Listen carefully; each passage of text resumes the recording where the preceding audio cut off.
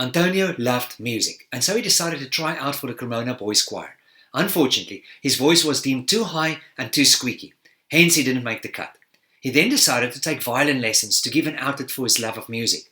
Unfortunately, it wasn't long before the neighbors convinced his parents to rather make him stop, which he did. But it did not stop his love for music. Alas though, it did not seem as though he had much musical talent. In fact, it seemed as though the only thing he was good at was whittling, carving a piece of wood. Consequently, that became his focus, and when he was a bit older, he became an apprentice to a violin maker. His skill for whittling grew into a skill of proper wood carving, and his hobby became his craft.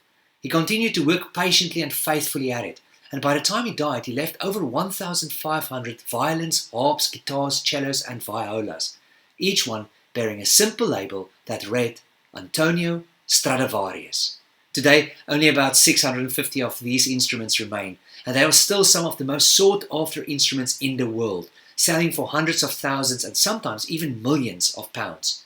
Antonio couldn't sing beautifully, or play an instrument very well. In fact, there were many things that he couldn't do, but he decided to do what he could to live out his passion in some way. And it left an enormous legacy. And therefore, may I encourage you to not focus on what you cannot do, but on what you can do. And just do that to the best of your ability. Who knows the legacy you may leave behind as a result?